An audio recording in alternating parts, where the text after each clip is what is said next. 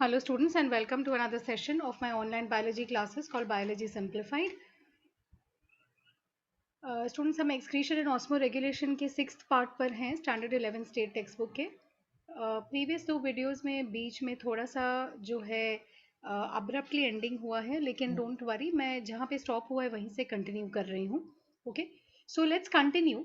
हम डिस्कशन कर रहे थे सिलेक्टिव अब्जॉर्प्शन की, जो हमने कंप्लीट किया और हमने देखा कि सिलेक्टिव अब्जॉर्प्शन एक ऐसा प्रोसेस है, ओके, जिसमें 99% जो यूजफुल चीज़ें हैं, इंक्लूडिंग ऑल द सल्यूट्स, आपके शुगर्स, ओके, Na एक्सेट्रा, वो सब रीअब्जॉर्ब होता है into the system so that जो यूजफुल चीज़ें हैं उनको बॉडी खो ना दे. करेक्ट है. तो यहाँ पे हमने हम डिस्कशन कर रहे थे और वीडियो जो है वो थोड़ा अब्रप्टली एंड हो गया. सो इसे मैं कंटिन्यू कर रही हूँ अब यहाँ पर. करेक्ट. अब आते हैं जो थर्ड एस्पेक्ट है और वो है ऑगमेंटेशन या ट्यूब्यूलर सिक्रीशन. ओके, तो अब होता ये है कि जो फिल्टर रेट थी, करेक्ट है, वो फाइनली ऑलराइट सारे प्रोसेसेस से गो थ्रू हो करके अल्टीमेटली ये डीसीटी या डिस्टिल कन्वल्यूटेड ट्यूब्यूल, ओके, इस पार्ट को रीच करता है नेफ्रॉन के. कहाँ से होते हुए? लूप ऑफ हेनले से गुजरते हुए. So it goes via the loop of Henle. Alright. अब डीसीटी के आजू बाजू में क्या है? डीसीटी के आजू बाजू में है आपके पेरीट्यूब्युलर कैपिलरीज. करेक्ट. पेरीट्यूब्युलर कैपिलरीज, इसका डिस्कशन हमने पहले भी किया है. इनको आपको याद रखना है कि ट्यूब्स या ट्यूब्युलर रीजन या loop of Henle DCT PCT से सराउंडिंग में, ओके, उसके आजू बाजू में क्लोज कांटेक्ट में ब्लड के पतले पतले फाइन कैपिलरीज हैं. ऑलराइट. और इनको हम peritubular, peri meaning on the outside of और पेरीमीटर ऑफ. करेक्ट. सो इनको सराउंड करते हुए छोटे फाइन कैपिलरीज हैं. राइट. अब जो सेल्स हैं आपके डीसीटी के, इसको मैं थोड़ा सा जो है एनलार्ज कर लेती हूँ. ओके. सो आपके डीसीटी के जो सेल्स हैं और आपका कलेक्टिंग ट्यूब्यूल जो है ना, इन दोनों के जो सेल्स हैं ये क्या करते हैं? ये वेस्ट को अब्सॉर्ब करते हैं. राइट. सो एक चीज नोटिस कीजिए कि आपका जो सिलेक्टिव रीअब्जॉर्प्शन है ना, और यहाँ पे बहुत कंफ्यूजन होता है स्टूडेंट्स को, तो इसीलिए यहाँ थोड़ा सा फोकस कीजिए. सेलेक्टिव रीअब्जॉर्प्शन, ओके, ब्लड के अंदर रीअब्जॉर्प्शन होता है ऑफ थिंग्स, ओके, जो इंपॉर्टेंट है. करेक्ट. सो आपका जो ग्लोमेरुलर फिल्टरेट है उसके अंदर से जो सब्सटेंसेस की बॉडी को जरूरत हो सकती है, ब्लड को जरूरत हो सकती है, वो यूजफुल सब्सटेंसेस वापस से ब्लड में लौटाए जाते हैं. That is called the selective reabsorption. Okay. On the other hand tubular secretion क्या है? ट्यूब्यूलर सिक्रीशन होता है डीसीटी में और कलेक्टिंग ट्यूब्यूल में. अब यहाँ पे क्या होता है कि जो वेस्ट प्रोडक्ट्स है ना, कैपिलरीज के ब्लड में जो वेस्ट प्रोडक्ट्स हैं, जिनको एक्चुअली कैपिलरी ब्लड में होना नहीं चाहिए, लेकिन वो फिर भी वहां पे रह गए हैं या फिर भी वहां पे प्रेजेंट है. फॉर एग्जाम्पल क्रिएटिनिन हो गया, फॉर एग्जाम्पल ऐसे आयंस है जैसे K+ या H+ जो एक्सेस में है. करेक्ट है. अब इन सबको हमें बाहर फेंकना जरूरी है. तो ऑगमेंटेशन या ट्यूब्यूलर सिक्रीशन जो है, उसमें वेस्ट प्रोडक्ट ब्लड से निकाल करके फिल्ट्रेट के अंदर डाला जाता है. राइट. सो सेलेक्टिव रीअब्जॉर्प्शन, यूजफुल थिंग्स को फिल्ट्रेट से ब्लड में वापस लेना, और ट्यूब्यूलर सिक्रीशन मतलब वेस्टफुल थिंग्स को, वेस्ट प्रोडक्ट्स को ब्लड में से वापस फिल्ट्रेट में लेना, सो दैट आपका फिल्ट्रेट जो है वो ज्यादा कॉन्सेंट्रेट होता है. अब इस फिल्ट्रेट को हम यूरिन का नाम दे सकते हैं. करेक्ट है. क्योंकि जब भी लिक्विड कलेक्टिंग ट्यूब्यूल तक पहुंच गया, दैट मीन्स अल्टीमेटली वो जाने वाला है यूरेथ्रा तक, है ना, पेल्विस से होते हुए. Right. So that means now इस लिक्विड को हम यूरिन का नाम दे सकते हैं.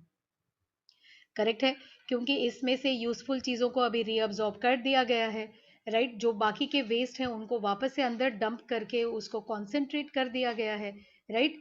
सो ये जितना भी वेस्ट है ये कहाँ से आ रहा है? पेरीट्यूब्युलर कैपिलरी से, है ना. और इसको फिर सिक्रीट कर दिया जाता है डीसीटी और सीटी के लूमेन में, है ना. शॉर्ट फॉर्म्स में यूज कर रही हूँ because again and again distal convoluted tubule, collecting tubule, बार बार बोलना नहीं है. सो आप प्लीज याद रखिए.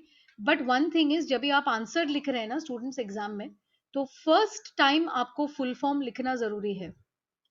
करेक्ट है. ये फर्स्ट रूल है कि फर्स्ट टाइम जब भी आप मतलब लिखते हैं आपके आंसर में, तो डिस्टल कॉन्वोल्यूटेड ट्यूब्यूल आप फर्स्ट सेंटेंस में आप फुल फॉर्म लिखेंगे, ब्रैकेट्स में आप उसका शॉर्ट फॉर्म देंगे, और फिर रेस्ट ऑफ द आंसर में आप शॉर्ट फॉर्म यूज कर सकते हैं। Okay, so please don't directly use short forms, क्योंकि ये टेक्स्ट बुक नहीं है, आपके आंसर्स हैं, तो टीचर्स को पता होना चाहिए कि आपको फुल फॉर्म भी पता है, right. But when I am teaching you, मैं शॉर्ट फॉर्म्स यूज करूंगी बिकॉज मैं ऑलरेडी चीजों को समझा चुकी हूँ, करेक्ट। सो अब, है ना, ये जितना भी हमने एक्सेसिव जो वेस्ट मटेरियल है उसको और कलेक्ट करके हमने यूरिन के अंदर इसको डंप कर दिया है, या इस वर्ड को हम डंपिंग नहीं बोलते, ऑगमेंटिंग बोलते हैं, करेक्ट है। इसीलिए tubular secretion is also known by the name of augmentation. Augment करना मतलब किसी चीज को ऐड करना, ओके, किसी चीज को सप्लीमेंट करना। तो यहाँ पे हम क्या कर रहे हैं, ऑलरेडी इस लिक्विड के अंदर वेस्ट प्रोडक्ट पहले से था, ओके। अब जो बच गया है, जो फॉर सम रीजन वापस से मतलब चला गया है ऑलराइट ब्लड के अंदर, उसको एक्टिवली अब्सॉर्ब करके अगेन यूरिन के अंदर डाल दिया जाता है। प्लीज नोट, ओके, कि ये प्रोसेस भी जो है, ऑलराइट, ये एक एक्टिव अब्सॉर्प्शन प्रोसेस है, okay, and therefore when you use the word active absorption, correct, इसका क्या मतलब होता है कि इसमें एटीपी का यूसेज हो रहा है। Do you understand this? Alright, इसीलिए वो वर्ड एक्टिव यूज किया जा रहा है। सो एक्टिव एंड पैसिव, इस चीज पे फोकस्ड रहिए, है ना। whenever the word active is used, इसका ये मतलब है कि एटीपी जो है वो ब्रेक डाउन हो रही है। अगर पैसिव अब्जॉर्प्शन है तो only along the force of diffusion, या only because of concentration gradient move हो रहा है। You know, there may be facilitated diffusion हो सकता है, फैसिलिटेटर्स होंगे, लेकिन एटीपी का एक्सपेंस जो है वो नहीं हो रहा है, करेक्ट है। जब हम कॉन्सेंट्रेट करते हैं, ऑगमेंट करते हैं यूरिन का, तो उस टाइम पे क्या होता है, वेस्ट प्रोडक्ट की तो कॉन्सेंट्रेशन बढ़ती ही है, लेकिन साथ साथ में एक इंपॉर्टेंट चेंज ये होता है कि उसका पीएच जो है वो अल्कलाइन से एसिडिक हो जाता है, करेक्ट। सो जो यूरिन फाइनल फॉर्म में है वो अल्कलाइन फॉर्म नहीं रहता, ठीक है। अब secretion of H plus ions जो है डीसीटी में और सीटी में, ये एक बहुत इंपॉर्टेंट होम्योस्टैटिक मैकेनिज्म है, क्योंकि H प्लस आयंस का सीधा सीधा कनेक्शन जो है वो पीएच रेगुलेशन से है। तो H plus ion is directly related to acidity या अल्कलाइनिटी ऑफ द ब्लड।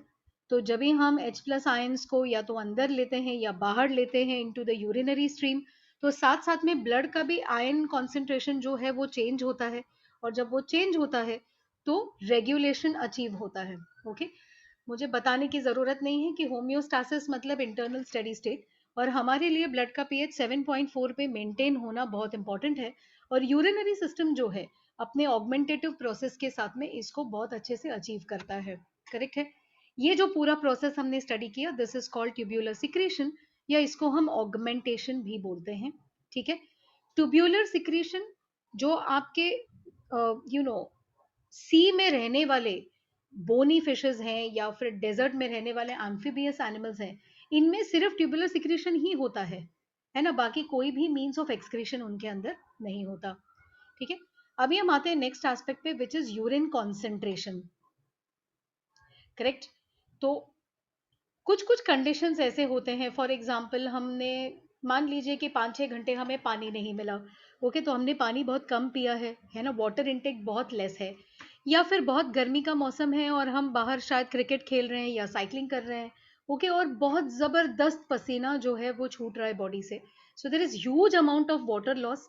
आपको पता है पसीना मतलब साथ साथ में पानी का लॉस तो हो ही रहा है, आयंस भी लॉस हो रहे हैं, करेक्ट।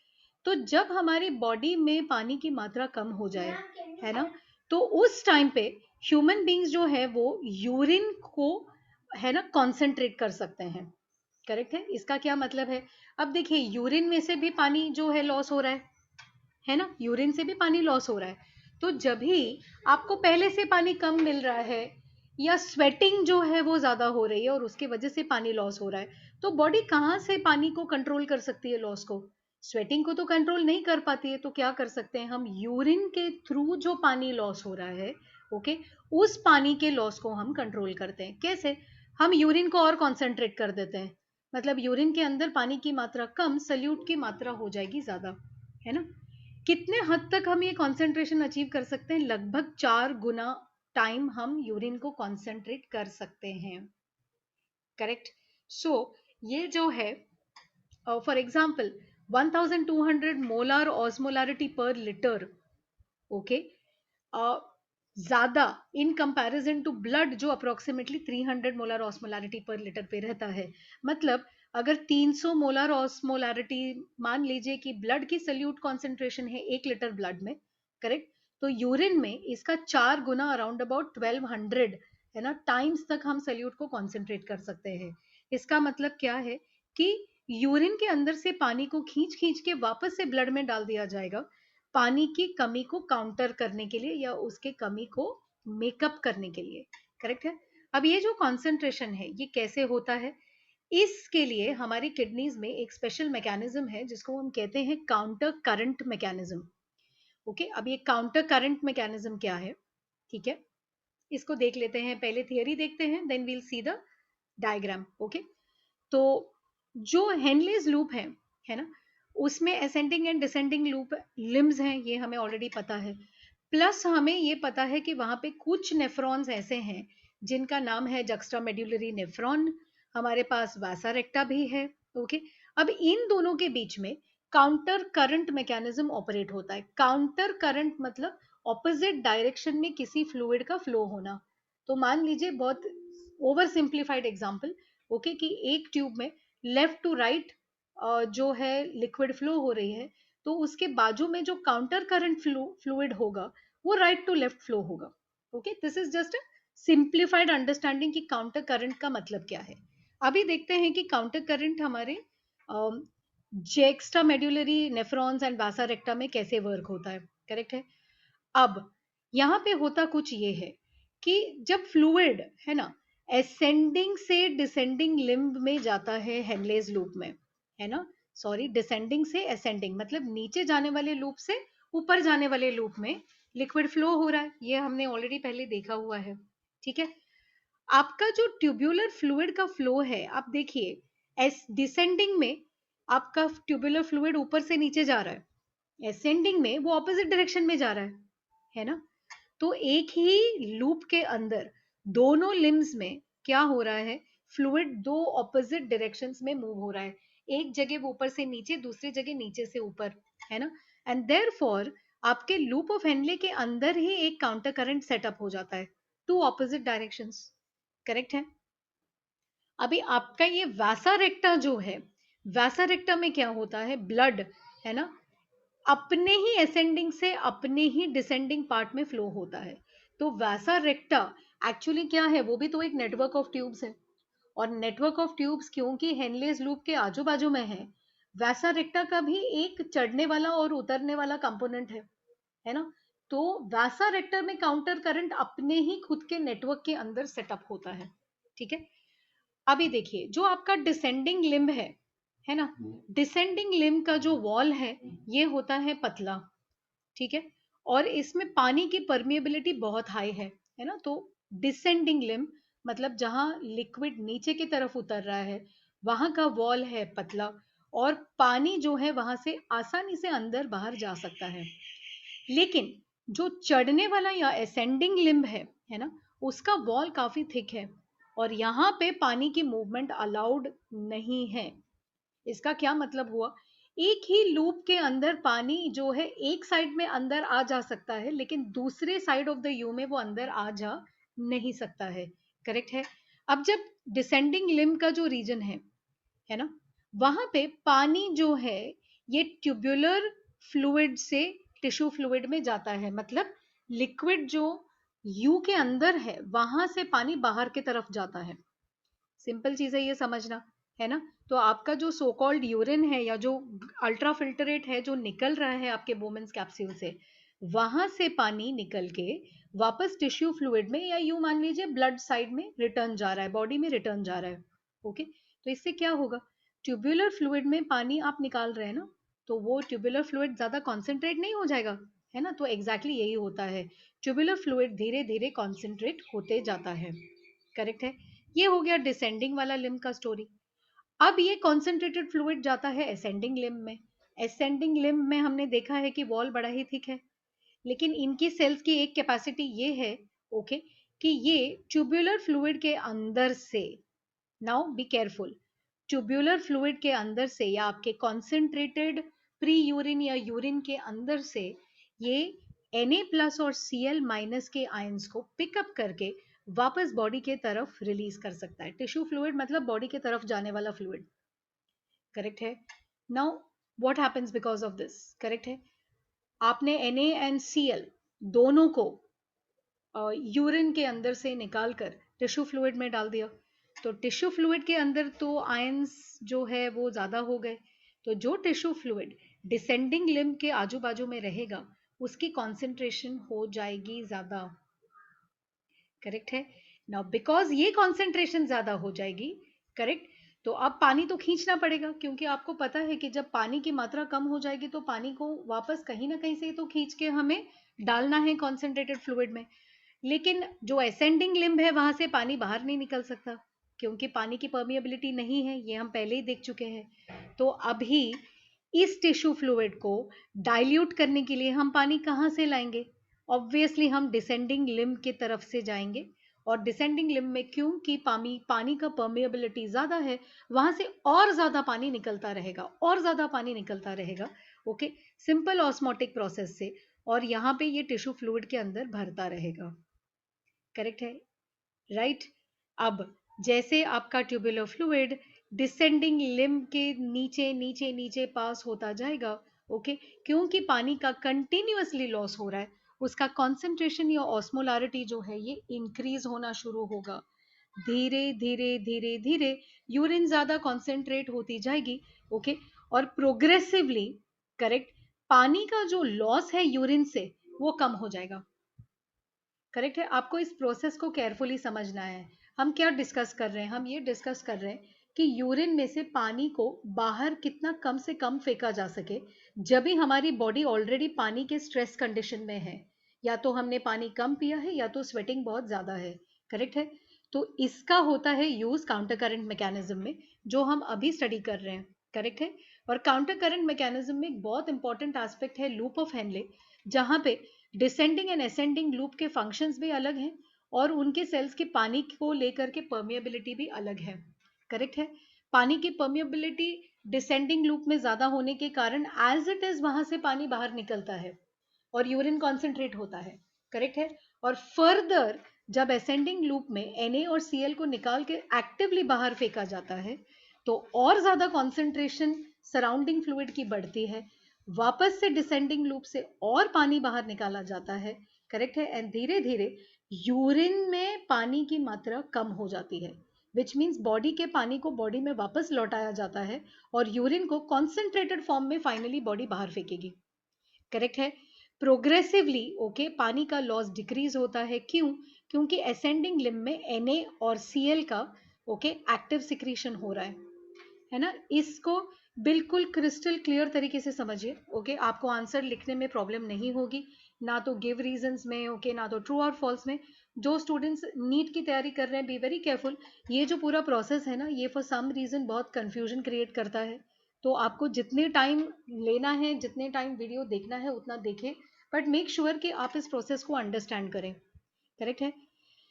अब ये सारा जो प्रोसेस है ना, इसके साथ साथ में एक और तरीका है जिससे बॉडी जो है पानी के लॉस को कम करता है, या पानी को बॉडी के अंदर पकड़ के रखता है, या रिटेंशन करता है। रिटेंशन मतलब पकड़ के रखना बॉडी के अंदर, ओके। अब ये जो तरीका है ये होता है हार्मोनल कंट्रोल, ठीक है। तो किडनी अपने लेवल पे जो कंट्रोल करती है वो तो करती ही है, साथ साथ में उसका ऑगमेंटेशन या है सप्लीमेंटेशन होता है with the help of hormone जिसका नाम है ADH, ओके, या anti diuretic hormone, okay. Anti diuretic hormone secrete होता है हमारे पिट्यूटरी ग्लैंड से, ओके, जो जिसको हम मास्टर एंडोक्राइन ग्लैंड के नाम से भी जानते हैं, ठीक है। ये जो ADH है या एंटी डायूरेटिक हार्मोन है, ये क्या करता है कि आपका जो कलेक्टिंग डक्ट है ना, कलेक्टिंग डक्ट, ओके, उसके अंदर के सेल्स को ये सडनली पानी के लिए एक्स्ट्रा परमिएबल बनाता है ना। तो इसके वजह से क्या होता है, पानी ट्यूबुलर फ्लूइड के अंदर से टिश्यू फ्लूइड में वापस चला जाता है, प्लीज रिमेंबर, टिश्यू फ्लूइड मतलब बॉडी के तरफ जाने वाला फ्लूइड, ट्यूबुलर फ्लूइड मतलब यूरिन बन के बॉडी के बाहर फेंका जाने वाला फ्लूइड, करेक्ट है। सो एडीएच जो है आपके कलेक्टिंग डक्ट्स में से वापस परमिएबिलिटी बढ़ाकर ओके ट्यूबुलर फ्लूइड से पानी को अगेन टिश्यू के तरफ मूव होने में मदद करता है। फर्दर आपका यूरिन जो है ये कॉन्सेंट्रेट होता जाएगा, ठीक है। सिमिलरली आपका जो डीप मेड्यूलर पार्ट है किडनी का, है ना, मेड्यूला के अंदर का एकदम डीप पार्ट, उसके अंदर कुछ स्पेशल सेल्स हैं ओके कलेक्टिंग डक्ट्स के अंदर, जो यूरिया के लिए परमेबल है, मतलब वो यूरिया का मूवमेंट अलाउ करेंगे, ठीक है।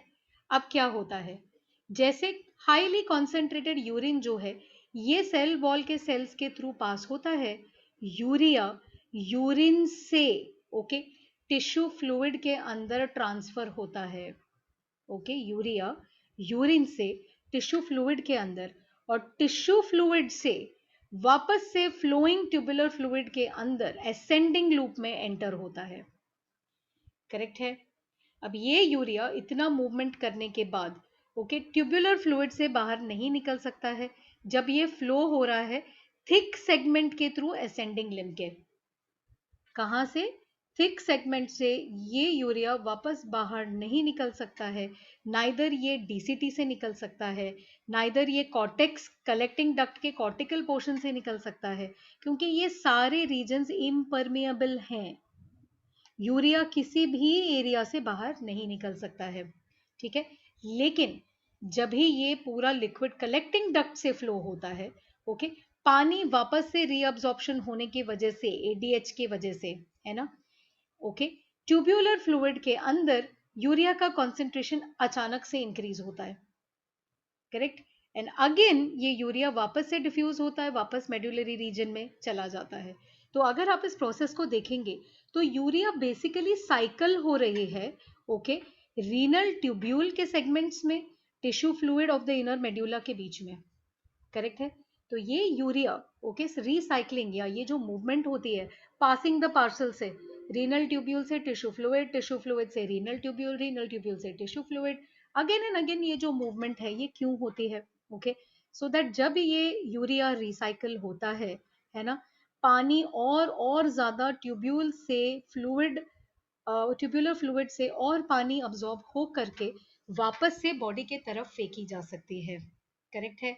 एंड सो दैट क्या होगा इसमें कि ऑलरेडी बॉडी जो है वो पानी कम है बॉडी के अंदर, सो इंस्टेड ऑफ कि हम एक डाइल्यूटेड यूरिन बाहर फेंके और पानी का लॉस करें ओके हम पानी को रीअब्सॉर्ब करके यूरिन को कॉन्सेंट्रेट करके हम फेंक देते हैं, और वो स्मॉलर वॉल्यूम में यूरिन निकलेगा क्योंकि कॉन्सेंट्रेशन ज्यादा है लिक्विड कम है ना, ओके।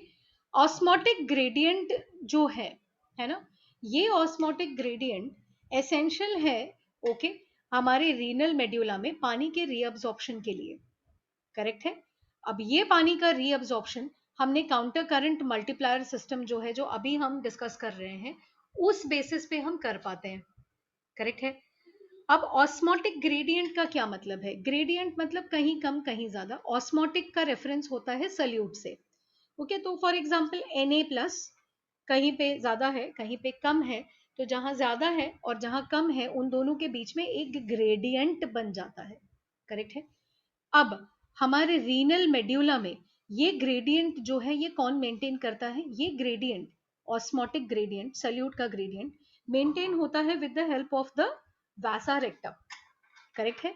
और ये वैसा रेक्टा का ग्रेडियंट मेंटेनेंस कैसे होता है, with the help of counter current exchange system, correct.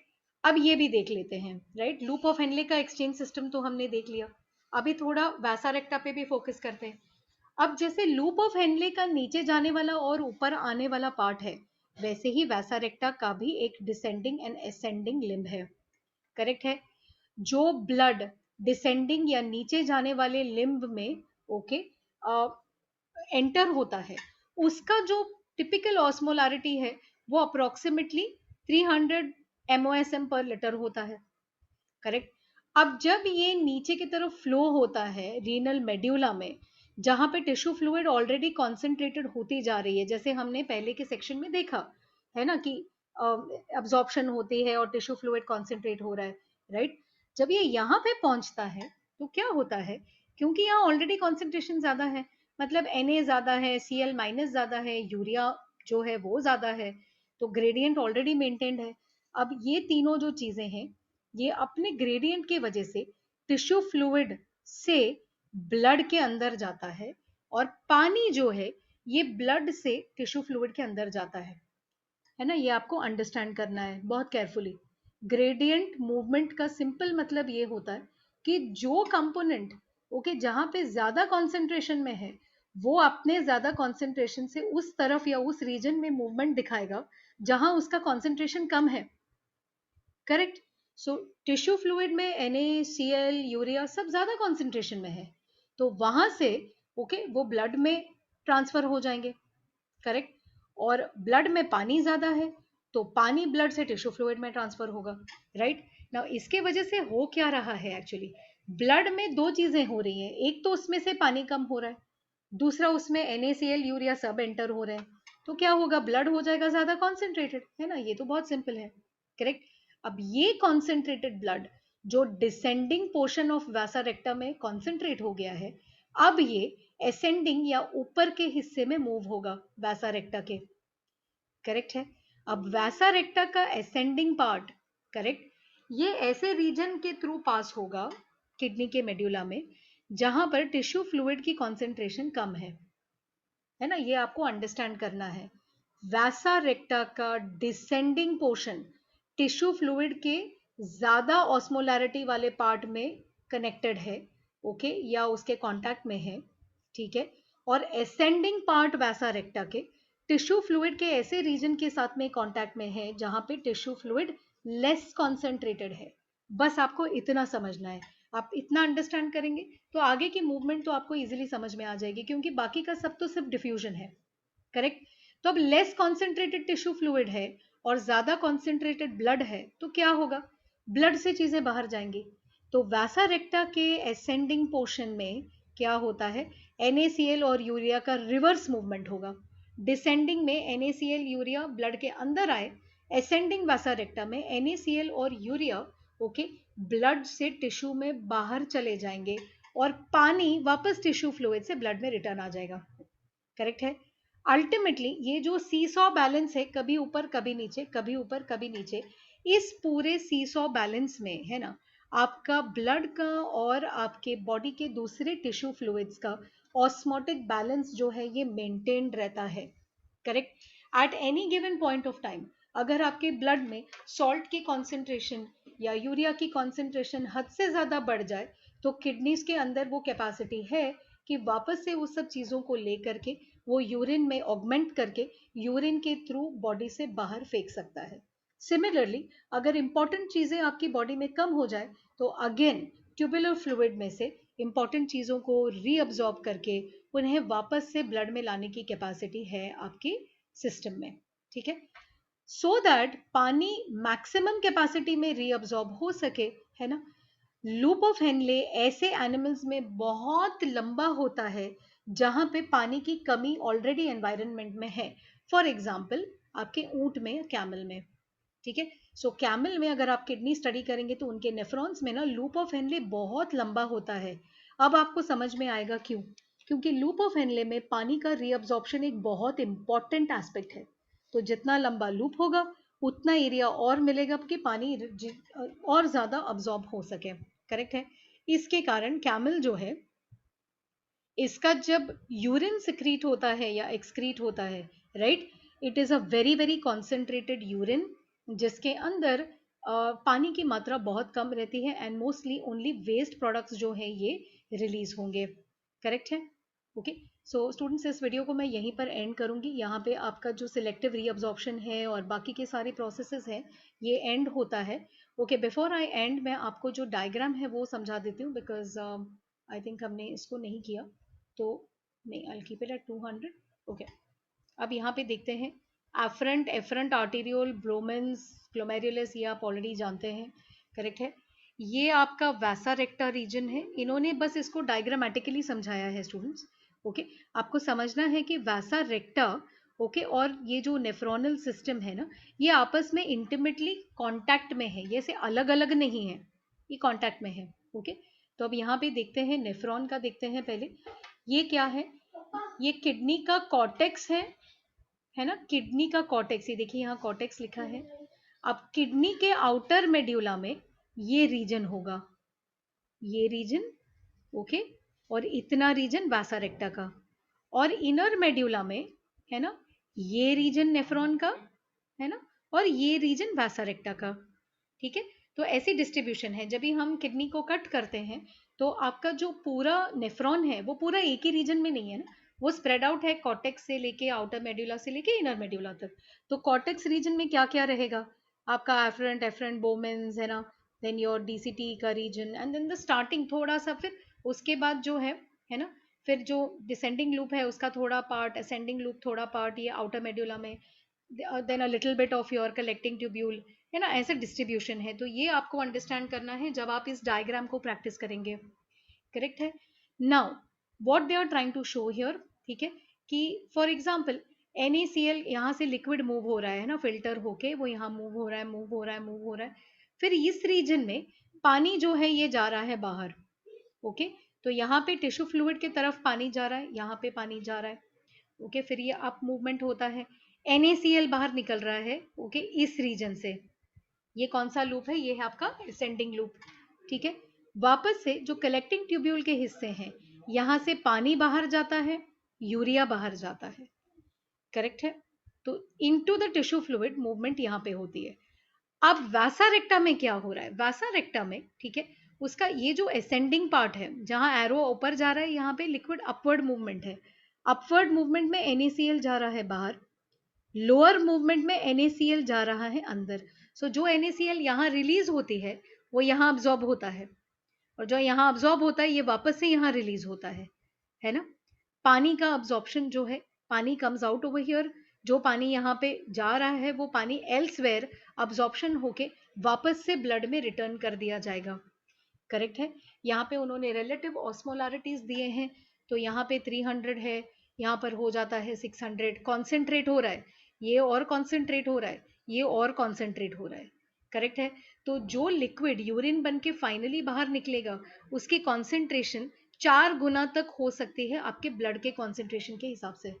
सो अगर आप समझे कि आपका ब्लड का कॉन्सेंट्रेशन अप्रोक्सीमेटली इतने सल्यूट्स है, 300 मोल ऑस्मोलिटी पर लीटर, राइट, तो बाय द टाइम ये सारा रीअब्जॉर्प्शन और काउंटर करंट खत्म हो जाता है, पानी और सॉल्ट्स का एडजस्टमेंट, यूरिया का एडजस्टमेंट हो होके यूरिन को कॉन्सेंट्रेट कर करके फाइनल ऑस्मोलैरिटी पहुंच जाती है 1200।